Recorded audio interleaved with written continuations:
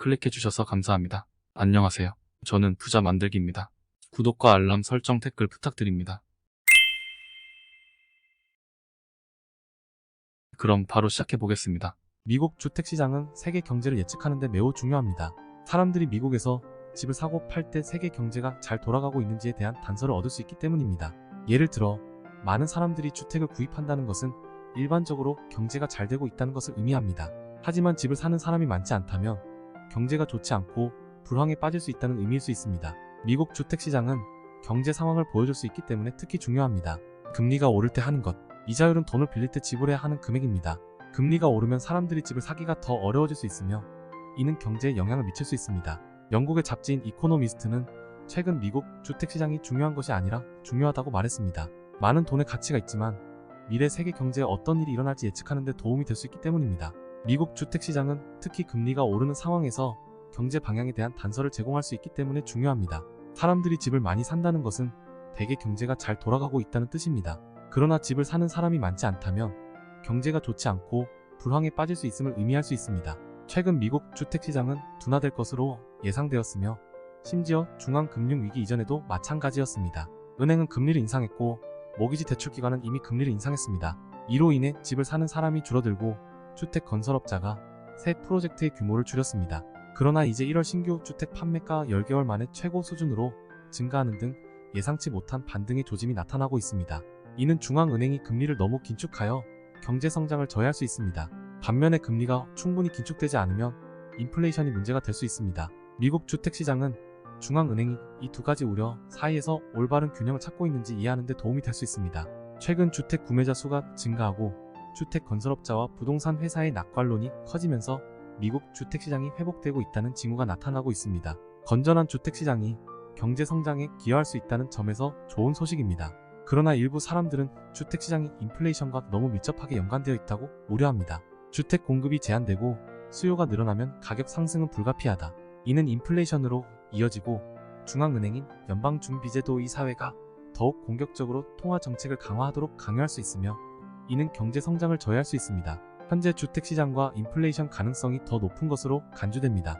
주택시장에 대해 어느 정도 낙관론이 있지만 금리 인상에 어떻게 반응하고 인플레이션에 기여하는 것을 피할 수 있는지 주시하는 것이 중요합니다. 최근 부동산 시장의 반등에는 몇 가지 이유가 있다. 첫째, 지난 1년간 부동산 거래가 부진하여 억눌린 수요가 있었다. 둘째, 더 많은 사람들이 부동산을 사기 위해 현금을 지불할 여유가 있습니다.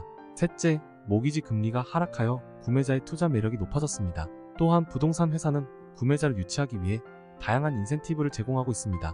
단순히 가격을 낮추는 대신 모기지 바이다운과 같은 새로운 방법을 사용하고 있습니다. 이는 주택 판매자가 일정 금액의 모기지를 선불로 지불하여 구매자의 이자율을 낮추는 것을 의미합니다.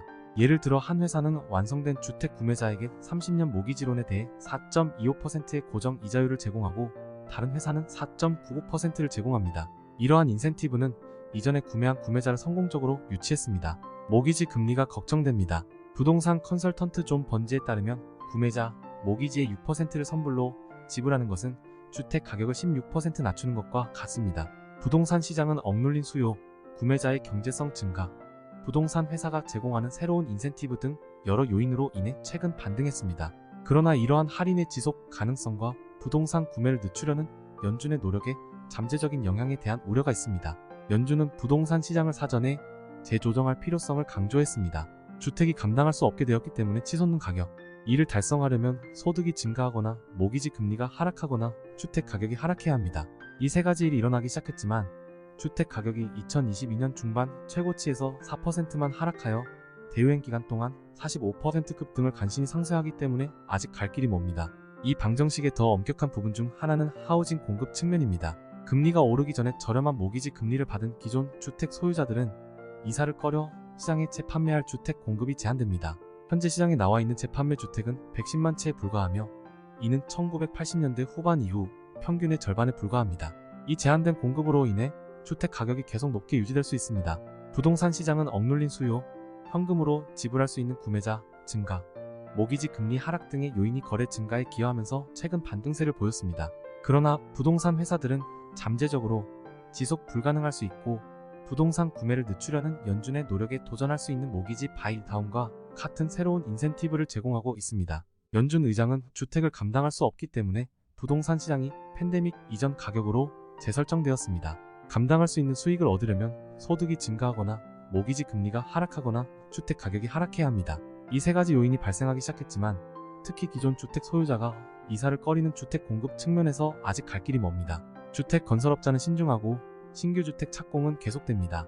최근 주택 수요 반등에도 불구하고 하락, 주택 투자의 감소는 거의 항상 경기 침체로 이어지며 최악의 상황은 이미 지나갔다는 금융 및 부동산 시장의 기대와 상반됩니다. 부동산 회사, 경제학자 및 투자자들도 잠재적인 인플레이션 상승에 대해 경계하고 있습니다.